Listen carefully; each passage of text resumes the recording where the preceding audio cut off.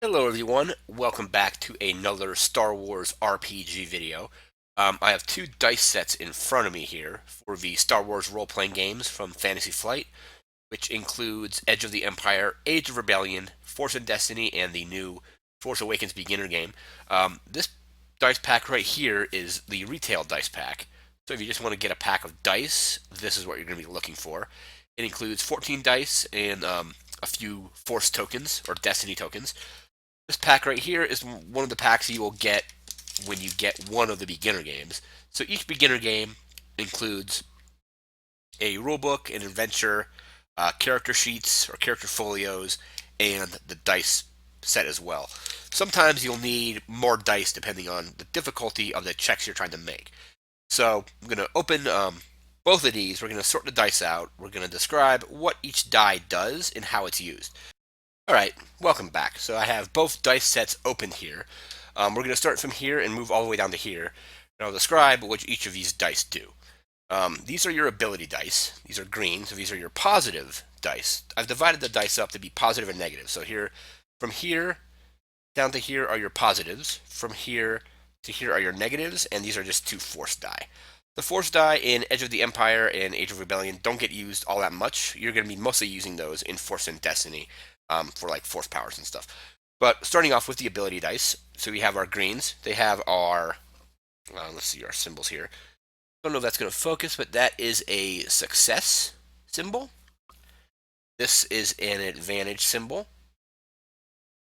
There's various focusing. So success, advantage, and then there's combinations of them on here as well. So there's success and success with advantage, double success, and double advantage. There's also a blank side as well. Then next up we have proficiency dice. These are these are better than just ability dice. These have more positive effects on them. They have much of the same results as your ability die. However, they do feature the triumph symbol. This is basically like your critical success. You can use this to trigger a critical effect of a weapon. You can use it to cause something awesome to happen for your players, things like that. And then there's also just other symbols on there. There's a blank as well. But we have double success, double advantage. There's also just single results as well. Next up, we have the boost die.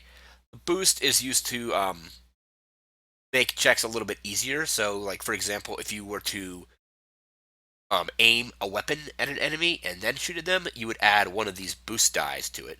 So there's on these dies, there's advantage, double advantage, success, advantage, and success. And I don't know if there's a double success on this one or not. I don't believe there is, but there's also blanks. Next up, into the negative dies. These are what you're going to be rolling against generally when you're trying to make a check. So these are negatives. So they have the failure symbol right here. Failure cancels out success. We have a threat symbol as well. Threat will counter out or cancel out an advantage. And then there's combination results such as failure with threat, double failure, and things like that. Next up, the opposite of the proficiency die. This is the red negative die, which has more negative results on it than just a purple die. It also features this symbol here, which is despair. It's a circle encompassing a failure symbol. That is essentially a critical failure. So bad stuff happens when you roll this. And these triumph and success, I do not believe cancel each other out. They still resolve independently. There's that die. And the opposite of the boost die, we have the setback die. Setback die, your GM might give you a setback die depending if you're shooting at somebody in cover. It's going to be harder to hit, so you're going to be adding one of these to your roll. So there's failure on there, threat. I believe these ones each have just failure and threat. There's no doubles on these ones. and there's 2 blank sides there. Next up, we have the force die. The force die generally in most games, unless you're running like a Jedi character or a force sensitive character, you're not going to be using this all that much. In the games I've played, we've only really used this to determine the starting destiny pool. But beginning of each session, each player in your group will roll this once. The GM doesn't roll it, but they'll roll it, and they'll determining what the roll is. They'll add 1 destiny or 2 destiny of that color to the destiny pool for the game. So let's say we're doing it with 3 people, and I just rolled a single light. We'll add a single light side token here to the destiny pool.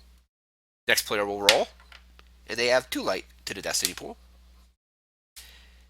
And we'll say, just for sake of argument, the next player rolled double black or double dark side. So the starting destiny pool for the game, and these will be 3 light side, 2 dark side.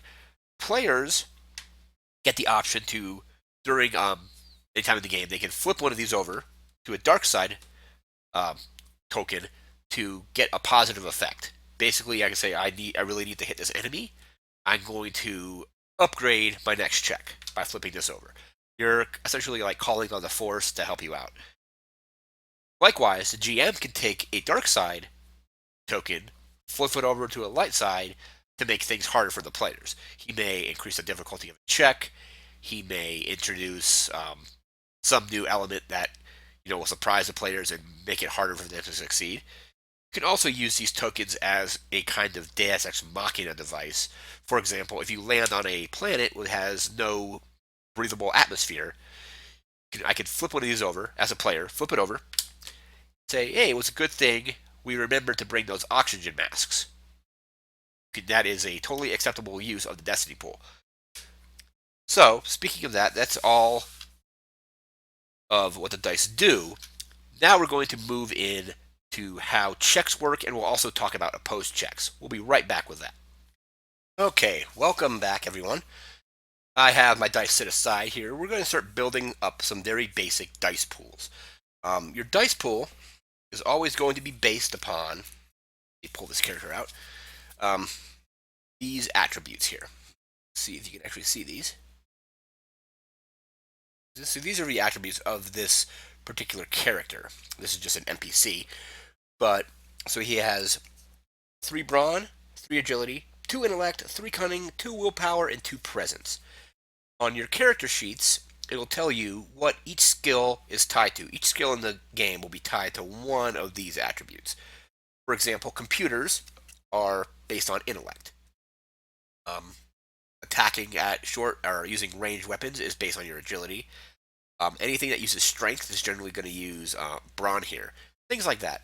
So let's just say this guy is trying to do a check that uses intellect. So he has 2 intellect, so that means he's going to start off with any intellect-based check. He's going to start with 2 green dice. And then, let's see if he has anything that uses intellect. This character actually doesn't, but let's just say he has 1 rank in computer skills. Computer skills are based on the intellect tree, so he'll start off with 2 green. However, since he has 1 rank in computers, take that away, and it'll add 1 yellow. Each rank in a skill give you 1 more yellow. So, for example, if he had 2 intellect and 2 ranks in computers, he would take 2 yellow dice. If he had 3 intellect and 2 ranks, it would still be 3 dice. It would be 2 yellow and a green. So whatever your attribute is will be your starting amount of ability dice, and whatever skill you have that you're trying to use that uses that school of that attribute will change that many greens to that many yellows. So, like I said, he's going to start with 2 green. We're going to pop one of those away, make it a yellow. Let's say it's an average check. So the GM is going to say you're going to make an average computers check to like hack a terminal. You're going to then take 2 purple difficulty dice. Difficulty starts off with easy checks are 1, average checks are 2, hard checks are 3, and it goes up from there. So you can be, I think, there's difficult, and then formidable, I believe, is 5. 5 purple. But this is only an average check, so it's 2.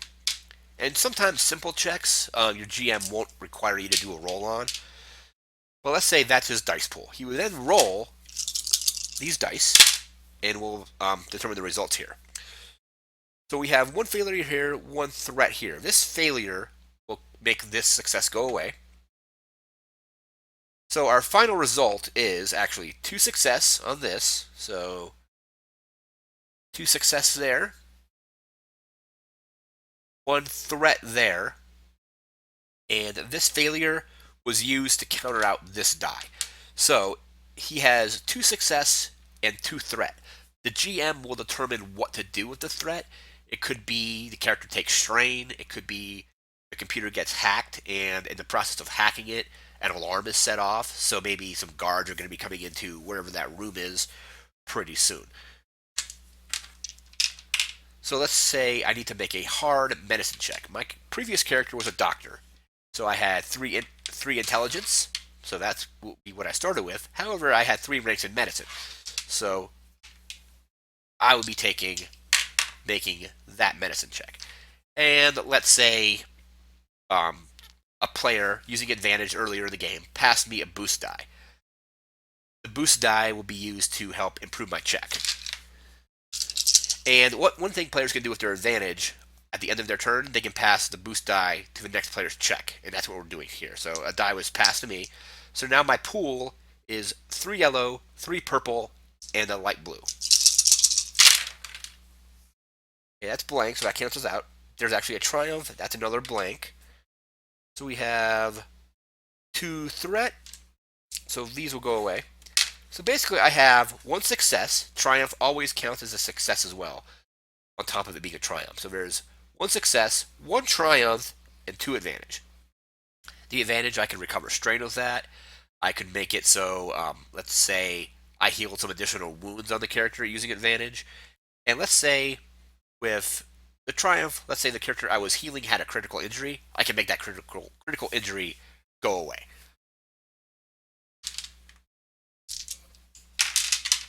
But let's say I'm taking a setback. Let's say I have 3 agility, and I'm trying to make an attack at medium range.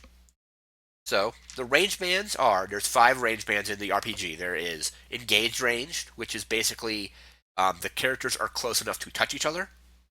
There is short range, which is a few feet outside of engaged. There's medium range, long range, and extreme range. Whenever you're making an attack at short range, it's 1 purple. Medium range, 2 purple. Long range is 3.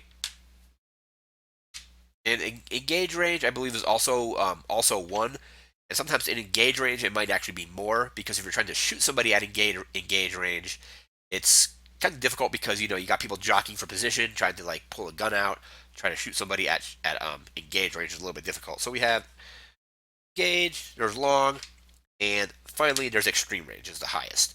But our check is going to be at medium range, so we're going to be putting in 2 purple. Let's say the character I'm shooting at is actually behind cover, so I might have to take a setback. And I would then add in let's say my agility is 3.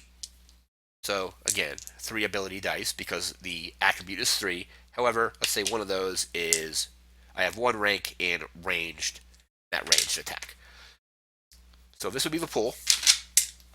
Roll it, and we'll determine what we have here. We have a lot of failures, so this advantage, or that threat and that advantage cancel out. We have a double failure here, so we have success. That gets canceled out. So left over, we have 1 failure and 2 advantage. Advantage when missing a shot could be maybe the barricade the guy was behind gets destroyed, making it easier for the next character to shoot at. I can recover strain off my character. I can pass the boost die to the next character's check, or the next player character check, and so on. It's kind of all up to the GM and all up to the players, depending on how they want to spend their advantage. And the players get to choose how they spend advantage. The GMs get to determine how to use threats and how to use despairs. The next thing we're going to be talking about is opposed checks. Opposed checks are generally checks done against another character other than just like shooting at them. Let's say you're trying to you're in a conversation, you're trying to negotiate a better price on smuggling some cargo. So um, let's see, negotiation is tied to the skill in your presence. Presence here. This guy, for example, only has 2 presence, but let's just say we're actually using this guy instead. Let's just say this is our player for the moment. He's a bounty hunter, but he has 3 presence. So we take, again, 3 presence equals 3 ability dice. However, you're not rolling off of a difficulty now because that you're rolling against another character's attribute. So let's say this character has a negotiation. Let's say he has 2 ranks in negotiation. Negotiation being tied to presence, so those would go away, and that would be his pool. And let's say the other character has negotiate a presence of 2. He has 2 difficulty dice being added in, and one of these he has 1 rank in negotiation. When you upgrade the difficulty, it'll be a red die. So this would be the pool. This would be the character trying to negotiate a better price against this character. And you do that all based on, again, based on their attributes and their skills. And you basically take the reverse of what the positive effects would be. So if this guy was a good character, it would be this. It would be green and yellow. So the inverse of 1 green, 1 yellow is 1 purple, 1 red. So let's say I'm trying to negotiate that better price on smuggling. Let's say I want 5,000, or he wants only pay 5,000, and I want 7,000. I can roll, and we'll see what happens. We actually have a triumph in that pool, so that's pretty good. So we have a failure. However, that's a triumph. We might not win because let's see. This will actually cancel out the success portion of the triumph. The triumph still remains. So that's 1 failure. 1 threat is here. So we have 1 triumph, 2 advantage, and a threat. So I might not be able to get my better price, but with triumph, I can maybe pick up a new contract with him that will pay the price I want. Let's actually re-roll that pool again. But yeah, players get to choose what the triumph does. The triumph, they might get more information out of this guy. They might not get more money, but they might get more information on another part of their mission. They might get more information on a contact where they could find the guy who has more information might be, things like that. Let's re-roll this and hopefully we have a successful check. Goes away because it's blank. Those cancel each other out. So we have 2 success, 2 threat. The threat, so let's say we succeeded in getting that better price. We got 10,000 credits for the job instead of what was being offered initially. But there is threat, so I'm as a GM, the characters may take strain. I may say that it may have something be like, hey, the character is going to pay you this, but he's also maybe going to report you to the ISB, basically it's like the FBI for the Empire, and then you might have like a bounty on you or something like that. That's how the threat would work. But in this case, maybe they just take strain because it was a stressful situation trying to negotiate that better price. Let's do one more opposed check here. So let's say I have, we're trying to do deception. So let's say I have, see what school deception is tied to. Deception is tied to cunning. So let's say I have 3 cunning, 1 rank in deception, and you're maybe going to be going up against somebody else's perception. So let's say the person has 2 ranks in that, and they have 1 rank in perception. Or not 2 ranks, they have skill, their presence is 2. Or is it, yeah, 2 cunning. That would be 2 cunning. This would now be 2 cunning with 1 of those skills for perception. So the pool gets rolled. That threat and that advantage are canceled out. That failure counts out one of these successes. So we have 3 successes in trying to deceive whatever the character might be doing. The extra success might just be like that we succeeded with a lot, and the guy, maybe if it was just one success, the guy might be a little suspicious, but let's say we succeeded so well, he didn't think anything of it. Things like that. The GM will determine the difficulty of these checks, and based on the NPCs, it's what makes these NPC cards so cool, is it has all their attributes right here, and all the skills right here. Backside has other skills and their equipment, like that.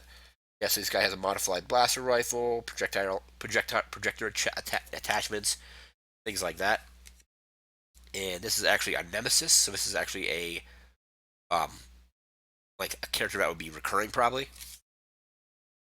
Another one, this is a rival, so this guy is a little stronger than a minion, but not quite as strong as a Nemesis. And then there are the minions as well, if I can find the minion. Yep, here's a minion. The minions are kind of just like, essentially just that. They're minions. They're weak creatures that can be taken out pretty easily. But, like these guys, make up probably most of the encounters are going to be against these kind of minions. And you base everything that they do is based on their attributes.